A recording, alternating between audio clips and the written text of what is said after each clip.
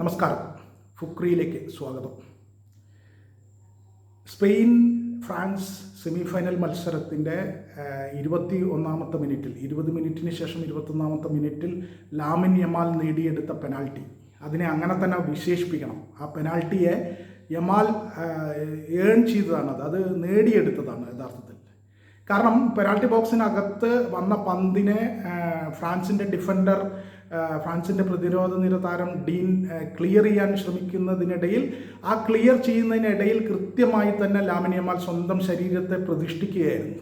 ഇങ്ങനെ ആ പന്ത് വീഴുന്ന സ്ഥലത്ത് പോയി ഇങ്ങനെ നിന്ന് അങ്ങനെ തന്നെ ആ ലൈനിൽ, പന്തിൻ്റെ ലൈനിൽ തന്നെ ബോഡി കൊണ്ടുപോയി വെച്ച് ലാമിൻ യമാൽ ആ ഡീനിൻ്റെ അടി തൻ്റെ ദേഹത്ത് കൊള്ളുമെന്ന് ഉറപ്പുവരുത്തി അങ്ങനെ യമാൽ ആ പെനാൽറ്റി നേടിയെടുത്തു.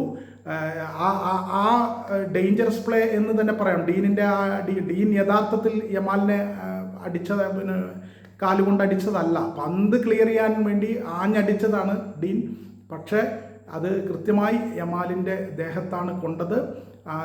ആ കൊള്ളുന്ന രീതിയിൽ തന്നെ യമാൽ അത് കൃത്യമായി ബുദ്ധിപൂർവം ആ പന്തിൻ്റെ ലൈനിൽ, പന്ത് എവിടെയാണോ അവിടെ തന്നെ കൃത്യമായി സ്വന്തം ശരീരം, ഷോൾഡർ ഇങ്ങനെ വെച്ച്, ചുമലിങ്ങനെ വെച്ച് അദ്ദേഹം കൃത്യമായി തന്നെ അവിടെ പോയി നിന്നു. അങ്ങനെ അത് ആ അടി ഡീനിൻ്റെ കാല് അദ്ദേഹത്തിൻ്റെ ദേഹത്ത് കൊണ്ടു, യമാൽ വീണു. അങ്ങനെ പെനാൽറ്റി ബോക്സിനകത്ത് വെച്ച് തന്നെ ആ ഫൗളായി വിധിക്കുകയും അതിന് പെനാൽറ്റി കൊടുക്കുകയാണ് ചെയ്തത്. ആ പെനാൽറ്റി ഒയർസബാൽ 22ാമത്തെ മിനിറ്റിൽ എടുത്ത ആ പെനാൽറ്റി ഒയർസബാൽ സുന്ദരമായ ഗോളിലൂടെ സ്പെയിനെ മുന്നിലെത്തിക്കുകയും ചെയ്തു. യഥാർത്ഥത്തിൽ ആ പെനാൽറ്റിക്ക് 100 മാർക്കും 100 മാർക്ക് യമാലിനാണ്. യമാൽ സമ്പാദിച്ചതാണ് ആ പെനാൽറ്റി, യമാൽ നേടിയെടുത്തതാണ് പെനാൽറ്റി. എന്തായാലും അത് അങ്ങനെ തന്നെ സംഭവിച്ചിരിക്കുന്നു. യമാൽ ആ നേടിയെടുത്ത പെനാൽറ്റിയിലൂടെ സ്പെയിൻ മുന്നിലെത്തുകയും ചെയ്തു. ഒയർസബാൽ ആ പെനാൽറ്റി ഗോളാക്കി മാറ്റി സ്പെയിനെ മുന്നിലെത്തിക്കുകയും ചെയ്തു.